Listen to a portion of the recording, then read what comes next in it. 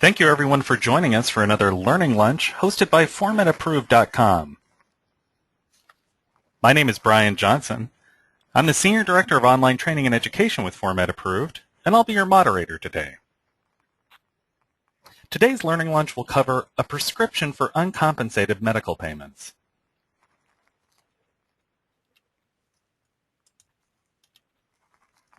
We are joined today by Jameson Trudel of e-onlinedata.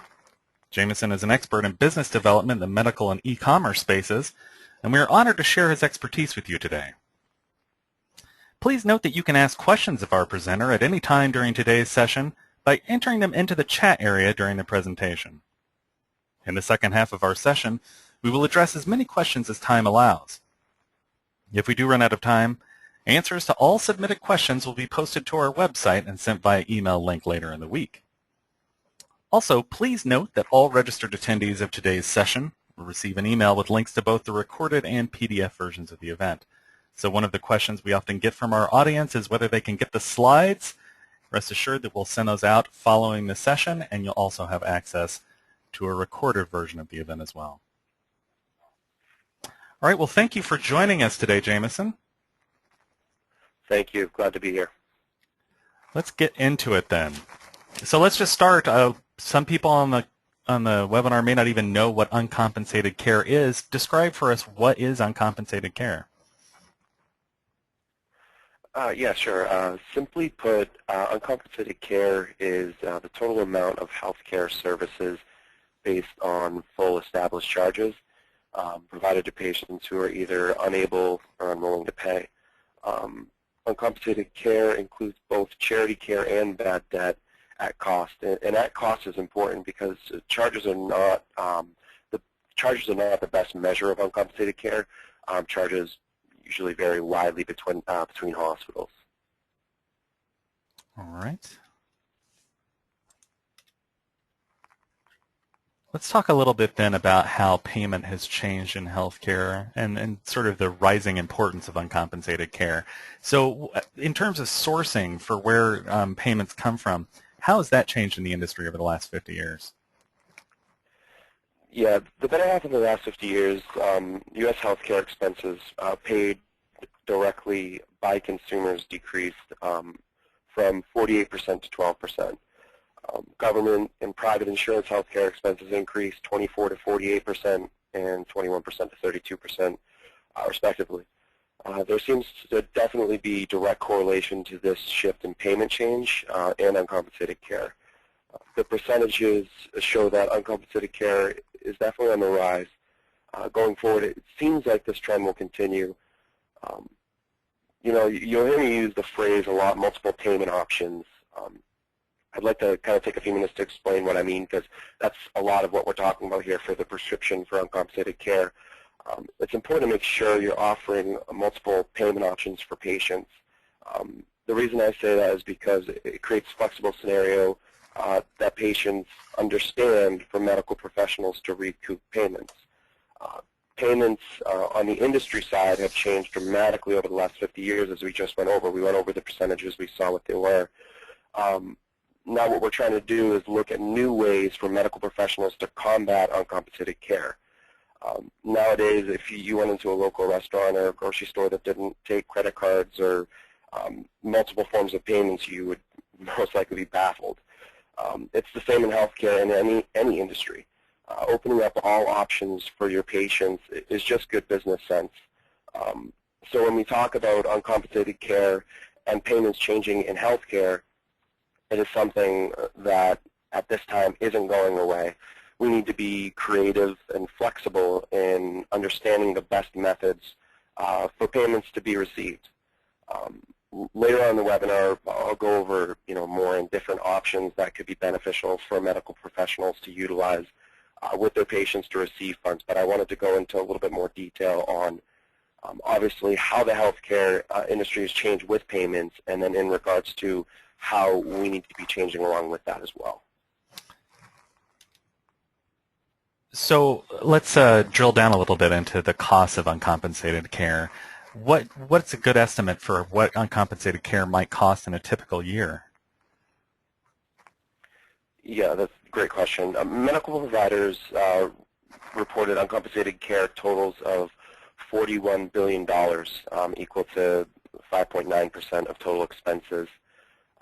According to the National Association of Public Hospitals and Health Systems, we could be facing $53 billion increase in uncompensated care costs by 2019. Now these are just calculations based on projections. But if the steady rise over the past 50 years, as we just discussed, is any indication, the trend of rising uncompensated care, then this is something that we should definitely be concerned about. So that was a kind of a snapshot of a single year. If we were to look at a longer period of time that might give us a sense of a trend, what does that tell us about the cost of uncompensated care over the last 10 years? Definitely. Basically, the AHA did a survey, and this was by far the best that I've seen for kind of what's been going on over the last 10 years. Throughout the last 10 years or so, uncompensated care for medical providers hovered around 5.4% and 6.2%. I think they used 5,000 hospitals participated in the survey, which included the hospitals spent more than $1/3 of $1 trillion in uncompensated care, basically equal to about $367 billion on uncompensated care over the past decade. And so there's also indications that that percentage of uncompensated care is rising over that period, isn't that correct? Yes, definitely.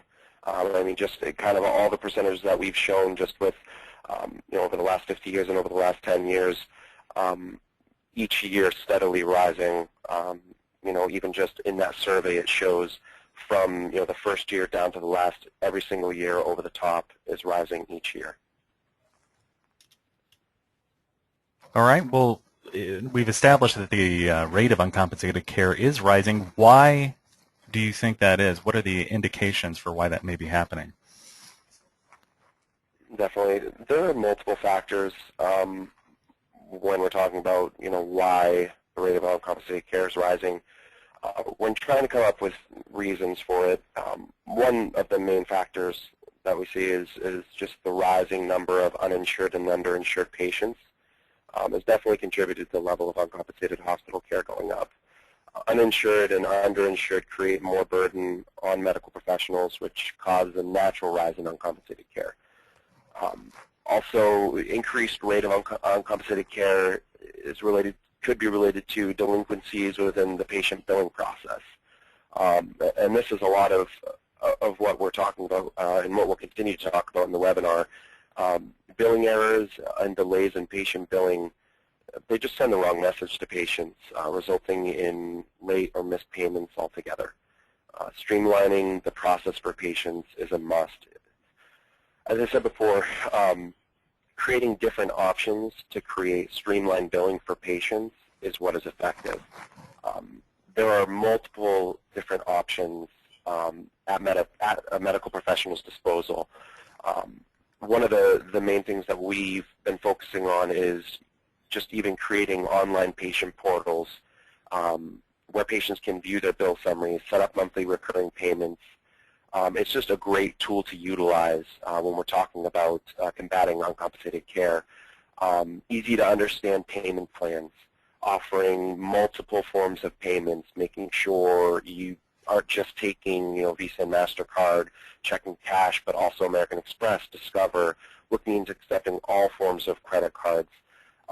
These are all different funnels that you can use to make it easier for patients to pay.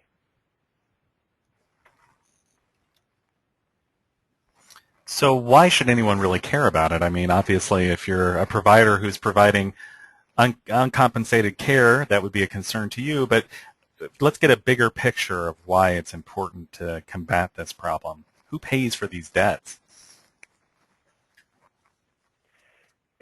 Yep, costs incurred treating patients that are not reimbursed typically end up getting shifted to private insurers. This is known as cost shift and is one of the contributing factors to annual increases in healthcare costs. When hospitals are forced to raise their rates to cover unpaid costs, private insurers then have to raise their rates also. Since most private health insurance is paid by employers, business end up paying the bill. As healthcare bills continue to rise, businesses are forced to either reduce benefits to employees or require their employees to pay a greater portion of their monthly premiums. So it ends up just being a trickle effect down the chain, and that is ultimately who pays for bad debt. So it's essentially the old, theft from the store argument that, those costs have to be built into the price of the item, and the same thing is happening in healthcare, that a hospital has to set rates that sort of take account for the uncompensated care, and then that shifts to everyone else. Exactly, and it's business, and business 101. When you look at it, obviously we're talking about medical aspects, and we need to take that into fact and into account. But when it's all said and done, when it comes to the numbers itself, that trickle-down effect is what's causing it, and ultimately it really burdens on each specific aspect of what we're talking about: the hospital, private insurers, the employers, and the employees. So we've been through kind of a difficult time economically. What is the role of personal financial hardships in uncompensated care, and what can be done to help in that realm? I think that's a great question.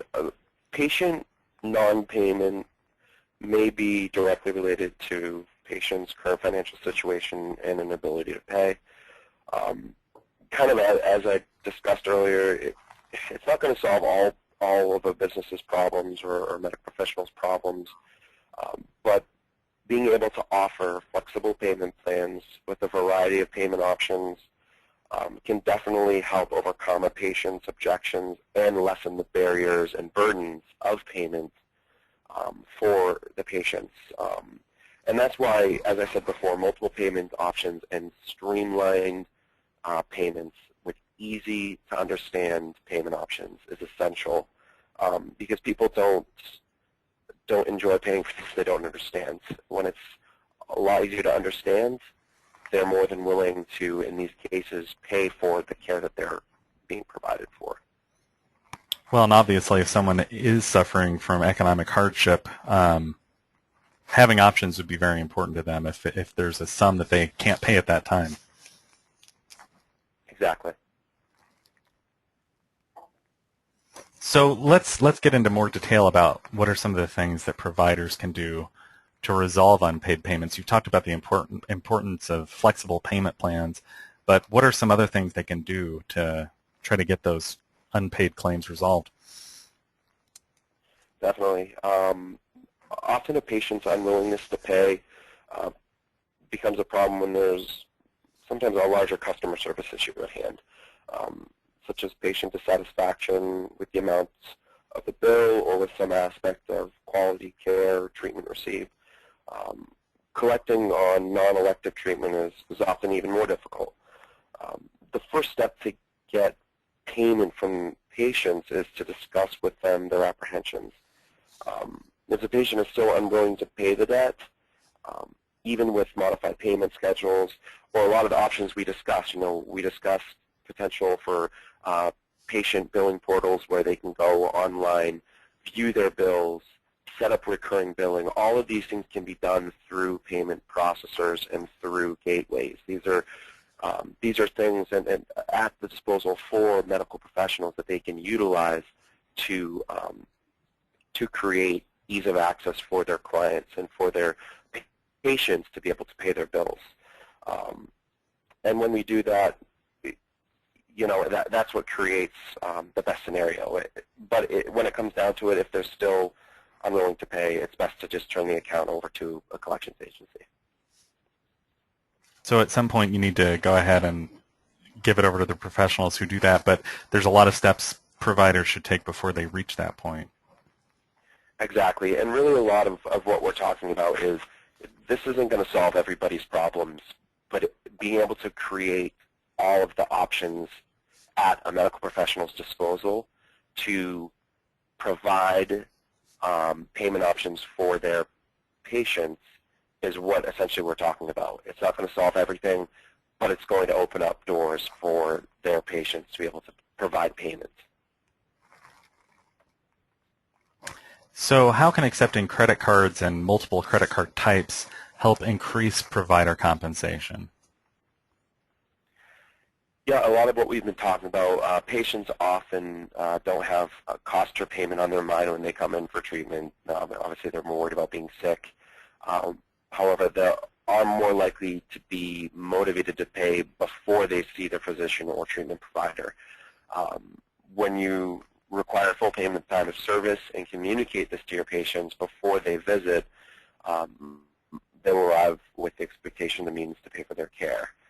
Now, obviously, this can't be used in every scenario, as not every patient has the funds to pay up front, as we've already discussed, with the financial aspects that are going on right now and hardships in the country. That is why, I've stressed so much about talking about different payment options and opening potential streamlined payment. Setting up different options for patients to pay is a great alternative. The formula is really simple. Through the methods discussed, make sure every available option for payment is available to your patient. Having streamlined, effective billing that patients can understand and is readily available to them. This isn't going to solve all the problems, as I said before, with uncompensated care, but it will help in providing your patients flexibility and in return potential for decreased uncompensated care for medical professionals.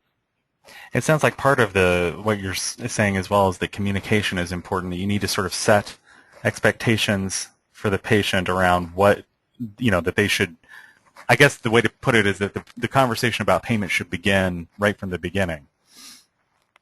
Exactly. I mean, and once something is up front and it's there, it's understood, and that's the situation, and that's when you can utilize the best method for payment with that particular patient.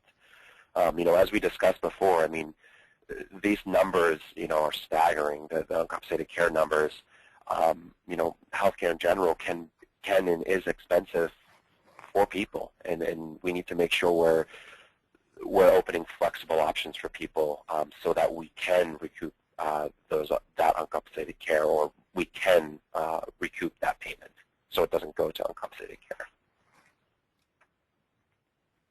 So how can multiple payment methods help providers and improve healthcare overall?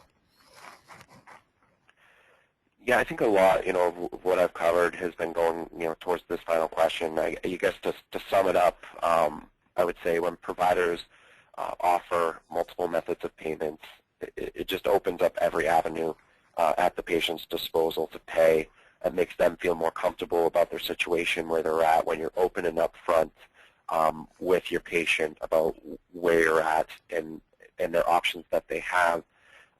This can, in return, lessen the rate of uncompensated care and the number of unpaid services. And I think that's the gist of what we've been talking about through the webinar. Well, we have lots of time for questions and answers, so I'd like to invite our audience to ask questions. We do already have a couple that people have asked, so I'll share those with our presenter, but if you're in our audience, you can ask questions of him by typing them into the chat area, and I'll convey them. The first question, someone has asked, why is it more difficult to collect on non-elective procedures? You said something about people not, that it sometimes is, people are more reluctant to pay if it's non-elective? Yeah, to be honest, I think in general, it can be difficult no matter what the procedure is. I think just in general, when somebody's looking to do a procedure that they're not electing to have, they might not necessarily be prepared to pay for it. Where if it's something that you're electing to pay for or electing to have yourself, you've potentially already prepared for it. So a lot of it then is sort of this perception of patient choice, maybe. Yep. Here's a question from our audience.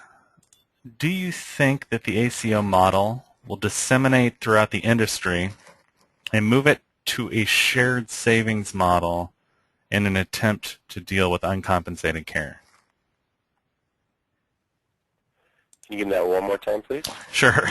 Do you think that the ACO model, so accountable care organizations that are more pay for performance, that they will disseminate to the industry as a whole and move the industry towards shared savings, partly in response to uncompensated care? I think that's definitely a possibility. I mean, you are seeing it more and more. I think to give a really in-depth answer on that, detailed answer, I'd want to kind of look at it a little bit more. Maybe that would be one that I'd be able to go back and kind of give a detailed answer on, after the webinar. Okay. So here's a question. What do you think doctors' ambulatory practices, doctors in the ambulatory space, think about revenue cycle management services? So I guess maybe the question more broadly is, how is RCM an important part of what we're talking about? Well, I mean, really, I'm sorry. Can you repeat the question? I'm just trying to wrap my head around. Sure.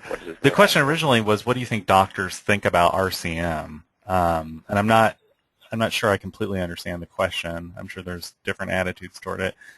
But it's an interesting, segue. Is RCM is obviously a big part of making sure that you're on top of your billing process, et cetera. Maybe you could expound on that a little bit. Well, I think, kind of a lot of what we've been talking about, I mean, when it comes to staying on top of your billing is, staying on top of it is being able to actually receive the payment, or be able to receive the payments. And as far as, ambulance or ambulatory, to be honest, I'm not 100% sure. They're obviously, for me, a lot of it is the payment side of things. I try to be as up as I can with the medical side, but there are certain things that I don't necessarily know. But obviously, I'd love to look into it more and potentially give you a more detailed answer for sure. Well, I do have this sense that there's sort of a proliferation of RCM solutions in the ambulatory space, and that there's wider adoption of them. So I wonder how that plays into all of this. Although a lot of the uncompensated care, it sounds like, goes through hospitals. Yeah, definitely. And that's why I said, looking into it more because, as far as that specific question, that's not one that I've really kind of looked into that much. I'd love to look into it more, and then definitely come up with more of a better response than just, off the cuff. Mm-hmm. Yes, I just want to remind our audience that we will be sending out written follow-up to these questions. So in some cases, our presenter will give you a more detailed answer in writing. I want to talk a little bit more about different ways of delivering this conversation with the patient, if that's one way to think of it. So you talked about, for instance, setting expectations for the patient, to pay before they see the doctor or whatever. But talk more about how this fits into sort of the changing health IT universe. You talked about patient portals. How does this work in a patient portal? Yeah, definitely. A lot of what we're working on with a lot of our clients in the medical space is obviously for the payments industry, we handle specifically merchant accounts, to be able to accept credit cards, being able to set up recurring billing, things like that. We work with gateways and being able to set up patient portals through companies that can create that through websites, having that patient portal that is specifically linked to a gateway where you can put payments through, or where their clients can see specific payment or billing view summaries, and potentially set up recurring payments through the gateway. So that way they can, put up an auto bill feature for their patients to be able to put their credit card in, and then every month at a certain date it'll come out, and that's a lot of what we're doing and a lot of what we're working on in the medical space, and I guess who we're working with as clients. So a lot of the EHR systems have, native patient portal capability. I believe that's a requirement to be certified, but this is something that would be typically not included as that basic functionality. This is an enhancement or a third-party plugin or something? Can you tell us more about how it works Yeah, in it's that more of sense? it's a back end. It's a back end of accepting payments. So when you have a portal, or it's basically just in that situation, it would be like a glorified shopping cart, like you're having on a website buying shoes. You need a gateway to be able to facilitate that payment to a merchant account. So in that situation, a gateway is able to set up a reoccurring billing option for the medical professional or medical provider. All right, we have another question from the audience I'd like to ask. The question is, does this include unpaid balances for insured patients as well? Insurance is changing, and we don't always know what the co-insurance or deductible is until we get the EOB from the insurance company. Yeah, I mean and as they kind of said, obviously the insurance is changing a lot with the Affordable Care Act. There are a lot of things that are still kind of up in the air with that. As far as the question goes, I think that really any potential payment that could be made, that could be a possibility. I think it really depends on the insurance company, and how, I guess, they would do the billing. But I mean, I guess it would just depend. It's interesting to think about this issue in the context of the Affordable Care Act, because there's going to be a large expansion in Medicaid eligibility in the next few years, and hopefully a sharp reduction in the number of uninsured patients. At least that's the goal of the legislation. So is there kind of buzz in the industry that might help address the uncompensated That's care? the thing, and that's what I guess I'm concerned about is, kind of what we talked about earlier is, that was the hope and the goal, but then yet we see these projections where, as I said, National Association of Public Hospitals and Health Systems is still projecting out of uncompensated care $53 billion increase up to 2019. As I said, I'm hoping that's just projections, and that, potentially, as you said, we can look forward to a decrease. Obviously, medical professionals and payment processors and everybody needs to do everything that they possibly can to combat that before it gets to that point of being uncompensated care. But hopefully, as we've discussed, those numbers and projections will not be correct, and Affordable Care Act can help with those certain aspects. Well, you showed us before that customer payments make up less and less of a percentage of overall payments in the industry. Mm-hmm. But at the same time, uncompensated care is rising at the same time. So is part of the problem that patients have greater out-of-pocket costs? Is that one of the issues involved? Or? Yeah, I mean, I'm sure that's part of it. I think in general, obviously, healthcare in itself is expensive. I mean, depending on who we're talking about, we talked about how obviously now there are more underinsured and uninsured now today than there was 10 years ago. So yeah, I mean, out-of-pocket expenses definitely have to do with it when you're talking about underinsured and uninsured people today. And that's where I guess kind of what we were just talking about. Hopefully, the Affordable Care Act will be able to kind of help in those scenarios. So you really see dealing with uncompensated care, though, as sort of part of that same health IT solution that the industry is trying to build more broadly anyway, that this should just be one of the expectations that both patients and providers have about payment, having these options. Exactly. And that's the thing, and it's just like really any business, and just if you look at how the credit card industry in general over the years, 20, 30 years ago, compared to what people were using for credit cards to now, everybody has them. Same thing with, for example, shopping online. 10, 15 years ago, nobody ever shopped online. Now it's, 60% of sales are online, and it's options, it's payment options.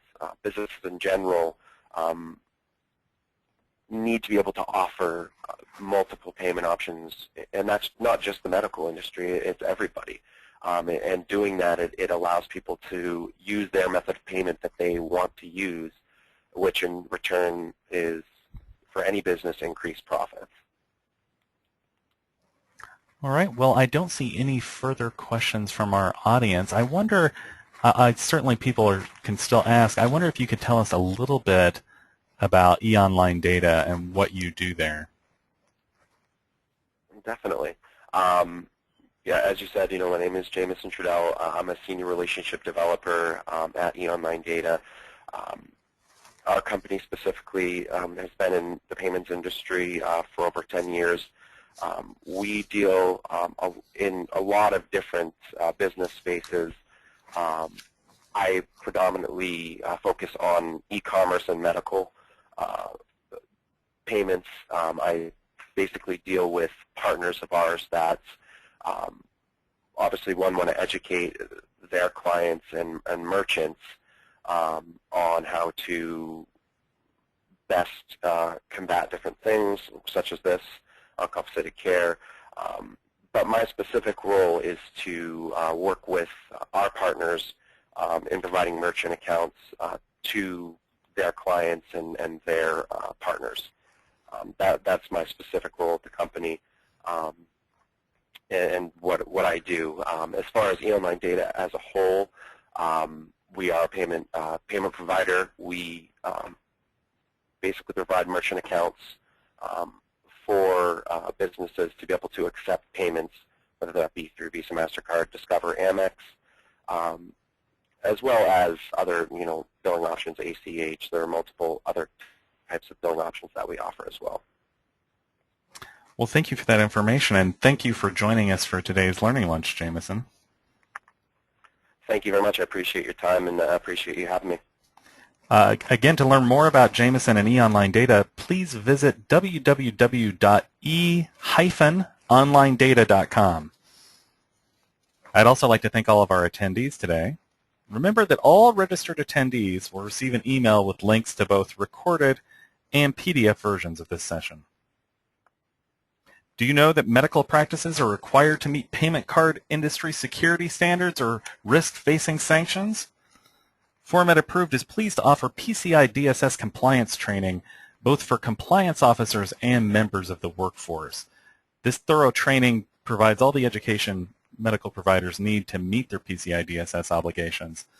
The higher level PCI DSS course reviews compliance levels, the structure of PCI DSS, group requirements, implementation, and best practices for users.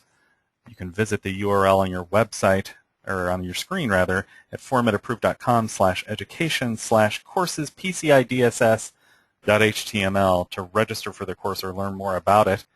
We also offer bundled training for members of the workforce. This much shorter course is designed to meet the PCI DSS training needs of anyone in a medical organization who comes into contact with credit card information. Learn more or register at that second URL on your screen, formatapproved.com/education/courses CCS/HTML. You can learn more about our other training offerings at formedtraining.com. Visit formatapproved.com to learn more about our other upcoming Learning Lunches. The Learning Lunch button will take you to our entire slate of upcoming webinars. Our next Learning Lunch will air July 17th and will cover the subject of solving the PQRS puzzle. Keep an eye on your email box and our homepage for other upcoming topics, and thank you again for joining us today.